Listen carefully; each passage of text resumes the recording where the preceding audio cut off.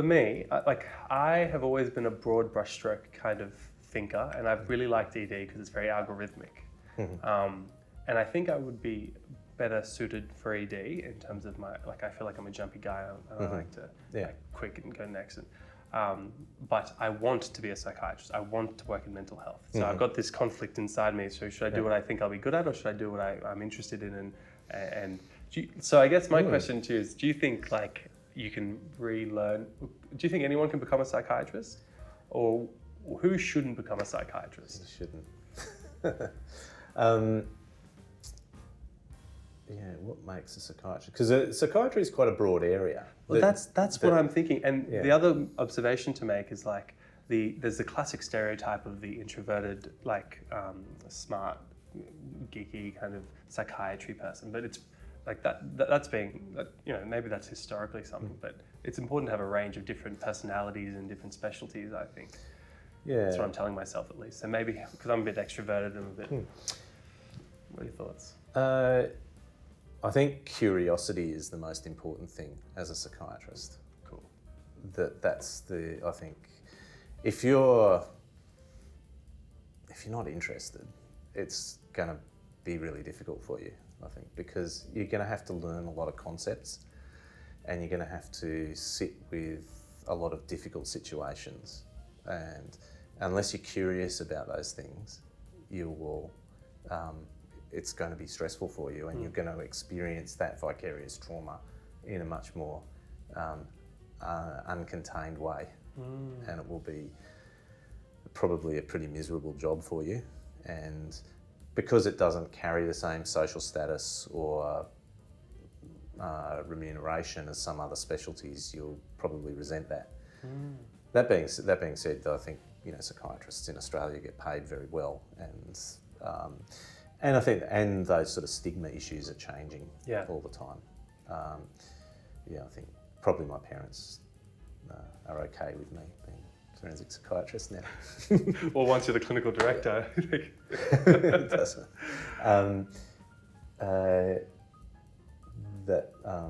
I think it was probably just more that it was puzzling and weird. Yeah, it's atypical. It's not rather than, I really like that answer about curiosity. That's not a way I've framed it before, and that's gives me a lot to think about.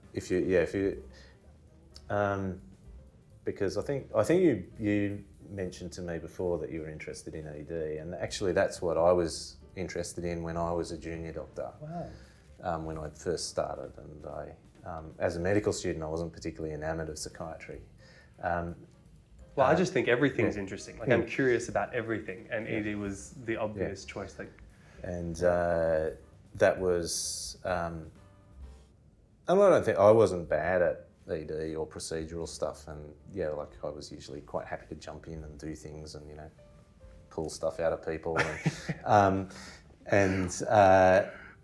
put in the chest tube or whatever, and do that kind of stuff.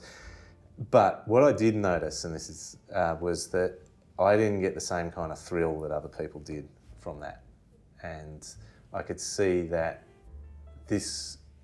I could see, and some colleagues who just, it's like, I got that really difficult intubation in, and that gave them the, and I did that, and I got this, and that didn't interest me as much as my curiosity for how the person got to be there. And that was, and I think I realised that when I was doing I was lucky enough to get a term in the Royal Flying Doctors. Wow. And I was doing, which you do actually a lot less flying than than advertised. Right. You do a lot more driving. And, oh yeah, that's right. They do the transport. And going to towns that don't have a GP and doing general practice clinics. But it was a great experience. But it was that's where it clicked for me, and I said, why are these people ending up? They're sabotaging their own health. They're miserable with things. They're dying. They're why are people doing this? And And I was also lucky enough I did a resident term in psychiatry, and I had a fantastic supervisor who, explained things well, and then I sort of went, oh, I can do this, and and it was just more interesting to me, and I did see patients get better, and I think that's something I didn't see as a student. We just kind of got rolled through wards, and here's patients, and they seemed really unwell and suffering, and they didn't seem to be getting better, and just learning lists out of the DSM-3 at the time. And so I sort of found that it was taught in a really boring way, and I didn't. And so I came to it. Not too late, but I came, and so I was relatively young when I went into the Registrar training, so I was able to kind of get through that. And you said you'd do more teaching if you had more free time. Yeah. Is that like medical student, or are you thinking Registrar level, or anything and everything psychiatry? All, and because that was my sort of, actually the longest role I've had as a consultant was as the Director of Training in Forensic Psychiatry, which is that's a great job to have. Really? Because you have the most interesting registrars who are, because like people who come to do forensic psychiatry are like, very motivated. They're like, this is what I want to do. I'm really keen. So it's a fantastic group of people, and have lots of, you can have all these fantastic discussions about law, ethics, philosophy, neuroscience, and and then all the rest of psychiatry that goes in with that. That's really rewarding. I really enjoyed that job. Then of course I gave it up.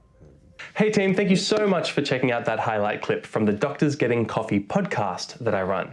If you want to see more clips, you can check out my YouTube channel, or if you want to listen to the whole thing, check out your favorite podcast app. If you want to support the podcast, consider buying us the next coffee at buymeacoffee.com/Dr. Sil. You can also join us as a YouTube member or a Patreon and get access to the full video podcast episode. Or you can just jump onto our Discord server and we can chat one-on-one. Thank you for your support, and I'll see you in the next video. Bye for now.